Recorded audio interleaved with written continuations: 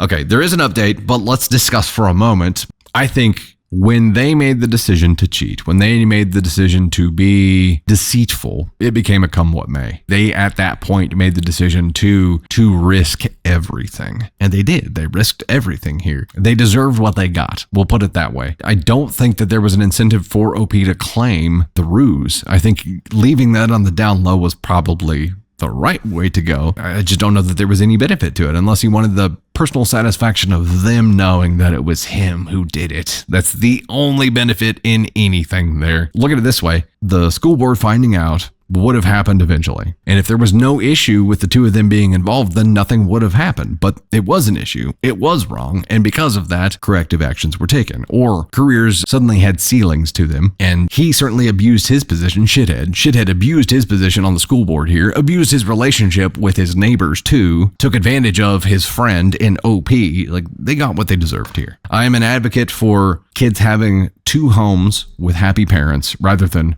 one home with unhappy parents. And I think, for someone who goes through for the first time, a relationship falling apart or a marriage falling apart and there are kids involved, it's tough to see that. Kids will hold together a relationship much longer than it should. But I think once you go through it once and see the aftermath or see the result of it, then you can see that, yeah, your kids are going to be happy when you're happy. And sometimes that involves being in two separate homes. This was going to come out at some point anyway. And then it would be, how long has this been going on? And either they would lie about it then or they'd tell the truth. And then it would be just as big of a deal as it is. Update, December 4th, 2022. Where to start? It's been a bizarre few years, especially with COVID thrown in the mix, which I somehow still have never caught despite my kids getting it twice, thankfully just mild cases. Well, at the time that I posted the original story, I was obviously a wreck. Things actually got significantly darker for a while after that. My ex decided to start bringing Shithead around our kids just a few months after she moved out, which was really hard for me to deal with. I reluctantly decided to dip my toe into the online dating world, and after a number of short-term things that didn't pan out, I actually connected with someone. We'll have been together for 2 years next month.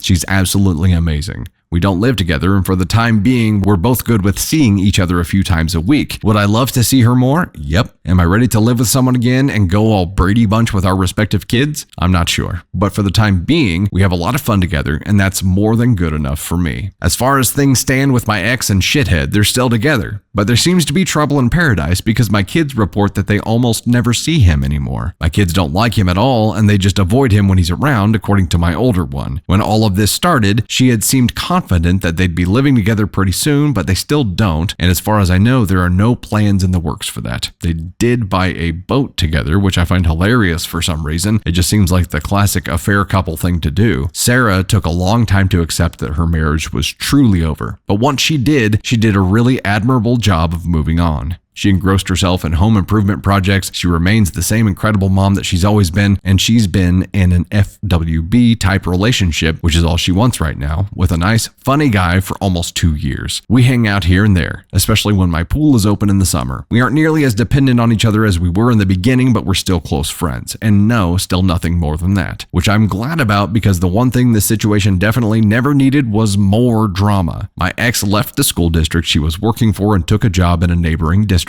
I have no idea what Shithead is up to, nor do I care. I hardly ever see him except at the occasional school event. For a while there, I was worried that he'd look at me the wrong way and I'd wind up in jail for knocking him out in an elementary school cafeteria or something, but I just didn't care enough about him anymore for that to be a concern. So all in all, life is pretty okay right now. I do miss being a family. I still have nightmares about all of this stuff and deal with intrusive thoughts at times. I fall asleep to audiobooks now to keep my thoughts at bay. Otherwise, still struggle to sleep sometimes, but my girlfriend is amazing. I have an incredibly supportive family. I just officiated my sister's wedding a couple of months ago, and I have a big dog who needs lots of walks, and that's a huge help for me on so many levels. I hope that update answered people's questions. Thanks again for all of the support. Wow, okay. So I think the having to deal with Shithead afterward, that's something you have to think about, and you can't choose your ex's partner, right? So as uncomfortable as he may be with them being around his kids, you can't stop that. I'm hoping in this whole situation that OP